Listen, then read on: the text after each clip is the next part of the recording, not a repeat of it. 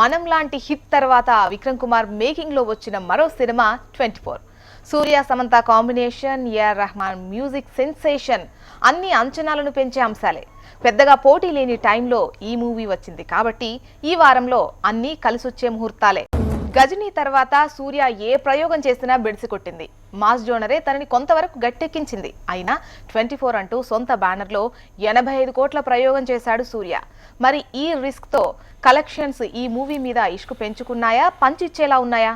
ఇంతకీ 24 సినిమాలో ప్లస్లేంటి, మైనస్లేంటి? ఈ ప్రశ్నలకు రివ్యూతో సమాధానం చెబుతారు సీనియర్ జర్నలిస్ట్ ప్రభు గారు. చెప్పండి, మరి 24 సినిమా గజనీ తర్వాత ఆల్మోస్ట్ సూర్యకు ఇక్కడ చూసుకున్నట్లయితే అన్ని ఫ్లాప్లే, చాలా బెడిసి కొట్టాయి ప్రయోగాలన్నీ కూడా. మరి ఈ సినిమా ఎలా ఉంది? థియేటర్లో చూస్తే ఎలా అనిపించింది? మళ్ళీ కలిసి వచ్చినట్టు అనిపించిందా ఈ సినిమా? ముందు ప్రయోగాల పాయింట్ ఆఫ్ వ్యూలో కలిసి వచ్చిందా లేదా, కమర్షియల్గా సూపర్ డూపర్ హిట్ అయిందా కాలేదా అనేటువంటిది పక్కన పెడితే, ఈ ప్రయోగాల తాలూకా ఇన్స్పిరేషన్ ఏదైతే ఉందో ఆ విషయంలో మనం అతన్ని చాలా అభినందించాలి సూర్యని. ఎందుకంటే కమర్షియల్ స్టార్గా ఉంటూ కూడా కమర్షియల్ స్టార్స్కి యాక్చువల్గా ప్రయోగాలు చేసే అవకాశాలు చాలా తక్కువ ఉంటాయి. ఉన్నా సరే he's coming to come out of the chains. ఆ చైన్స్ నుంచి బయటకు వచ్చేసి ఒక కొత్త రకం సినిమా ఇవ్వాలి, మళ్ళీ కొడితే 10 మంది పడిపోవటం, 100 మంది పడిపోవటం, ఇలాంటి రెగ్యులర్ కమర్షియల్ డ్రామాలు కాకుండా, కమర్షియల్ నాన్సెన్స్ల పేరు మీద నాన్సెన్సికల్ ఫిల్మ్స్ లేకుండా let us do something different అనేటువంటి ఒక ప్రయత్నం ఏదైతే చేస్తున్నాడు అతను, that is to be appreciated. మరి ఈ 24 అసలు ఏంటి కథ, స్టోరీ లైన్ ఏంటి? అంటే ఇది సక్సెస్ అయినా అంటే 13, 24 ఈ వదిలేసి మధ్యలో మనం అనేటువంటి ఒక మంచి సూపర్ డూపర్ సక్సెస్ కూడా ఉంది అతనికి. అయితే ఈ నెంబర్ కొన్ని దీనికి ప్రయోగాలు పెట్టారు కాబట్టి నెంబర్ అనేది తీసుకున్నారు అని 24 అనేటువంటిది తను కనిపెట్టినటువంటి హీరో కనిపెట్టినటువంటి ఒక వాచి. ఆ వాచికి పెట్టినటువంటి గడియారం, వాటికి call watch or wrist watch or వాటి, దానికి పెట్టినటువంటి ఆ ప్రాజెక్ట్కి పెట్టినటువంటి పేరు 24 అనేటువంటిది ఆ ప్రాజెక్ట్ పెట్టినట్టు పేరు. దాని పాయింట్ ఆఫ్ వ్యూలో ఆ కథను అతను తీసుకోవడం జరిగింది. తీసుకొని how best he did it అనేటువంటి దాన్ని మనం విశ్లేషించుకున్నట్లయితే, కథగా చెప్పుకోవాలనుకుంటే ఈ 24 అనేటువంటి ఒక కొత్త రకం వాచ్ని కనిపెట్టాడు అతను. ఆ వాచ్ని కనిపెట్టి దాన్ని ప్రయోగం సక్సెస్ అయిన టైంలో తన్న ఈ కేవలం ట్విన్స్ అనమాట వీళ్ళిద్దరు. అతనే హీరోయే విలన్. సూర్య ఒక క్యారెక్టర్ చేస్తే సూర్య 1 ఇంకొక క్యారెక్టర్ విలన్ క్యారెక్టర్ ఆత్రేయ అనేటువంటి క్యారెక్టర్ అనమాట. అతను వచ్చేసి అన్నని చంపేసేసి ఆ మిషన్ కాజేయటం కోసం ప్రయత్నిస్తుంటే అన్న ఎస్కేప్ అయ్యి భార్యని చంపేస్తాడు, వదిని చంపేస్తాడు.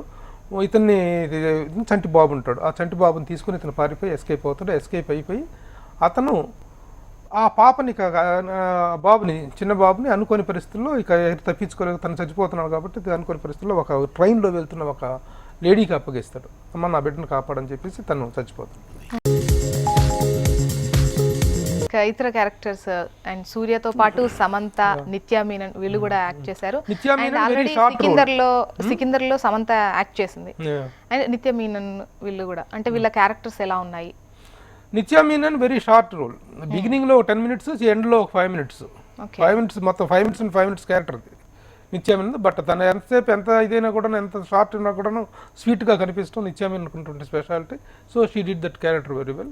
ఇక సమంత అని క్యారెక్టర్స్ వస్తే ఆ అమ్మాయి రెగ్యులర్గా చేస్తున్నటువంటి రోల్స్లో this is one of the roles. ఒక మనం టైప్ ఆఫ్ క్యారెక్టర్స్ కానీ the other characters what she is doing, it's a good character.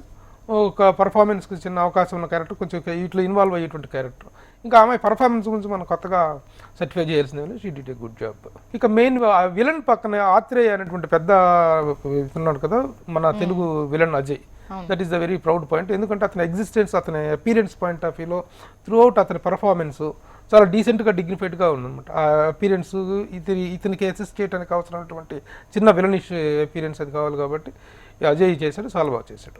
అంటే విలన్ కూడా సూర్య అని చెప్తున్నారు, మరి ఆ క్యారెక్టర్లో సూర్య ఎలా ఉన్నారు? వైవిధ్యం అని మనం మాట్లాడుకున్నట్టు విలన్ క్యారెక్టర్ ఫస్ట్ బిగినింగ్లోనేమో యంగ్గా ఉన్నటువంటి ఇది, తర్వాత కోమాల నుంచి బయటకు వచ్చేసి వీల్ చైర్కి పరిమితం అయ్యి ఈ చేతులు వంగిపోయి పెరాలసిస్ అయిపోయి బాడీ ప్యారలల్ అయినటువంటి క్యారెక్టర్ అది.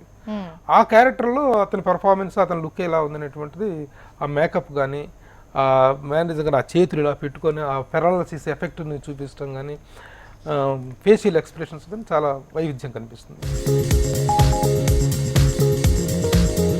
సరే, ఇక విక్రమ్ కుమార్ మనం సక్సెస్ తర్వాత ఫ్యామిలీ ఎంటర్టైనర్ తర్వాత సక్సెస్ అయి ఈ సినిమా తీశారు. మరి ఇది ఎంతవరకు ఆకట్టుకుంది? విక్రమ్ కుమార్ స్క్రిప్ట్లన్నీ కూడా వెరీ కాంప్లికేటెడ్ స్క్రిప్ట్స్ మనం చూసాము.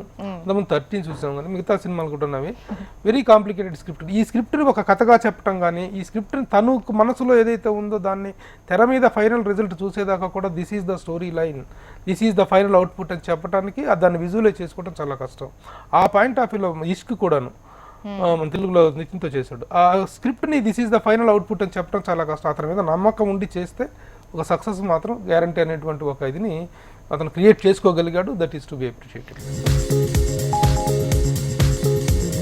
సార్, ఏఆర్ రెహమాన్ మ్యూజిక్ మామూలుగా వింటున్నాం, పాటలు మాత్రం చక్కగా అనిపిస్తున్నాయి. అయితే అంటే ఈ సినిమాకి ఈ సాంగ్స్ ఎంతవరకు ప్లస్ అయ్యాయి సార్? ఏఆర్ రెహమాన్ మ్యూజిక్ మనకు తెలిసిందే ప్రామిసింగ్ మ్యూజిక్. అయితే ఫస్ట్ టైం విన్నప్పుడు ఇదిగా అనిపించదేమో కొన్ని సందర్భాల్లో కొన్ని సాంగ్స్ విషయానికి వస్తే. బట్ పోను ఏఆర్ రెహమాన్ మ్యూజిక్ అంటే ఒక స్లో పాయిజన్ లాగా ఎక్కుతుంది. ఈ సినిమాలో కూడా 3 సాంగ్స్ ఆర్ వెరీ ఆడియబుల్, చాలా బాగున్నాయి.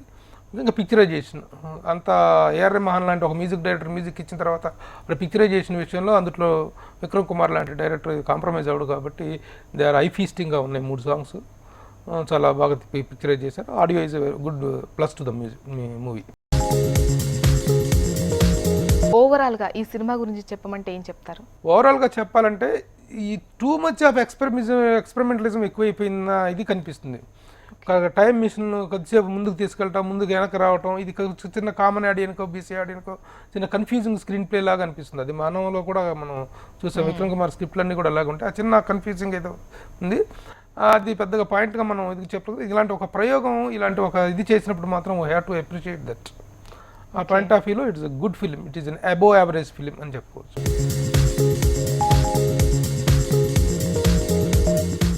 ఇవి ఈ గురు శుక్రవారాల్లో వచ్చిన సుప్రీం 24 సినిమాల రివ్యూస్. సో వచ్చే వారం మరిన్ని సినిమాల రివ్యూస్తో మళ్ళీ కలుద్దాం. Until then keep watching HM TV.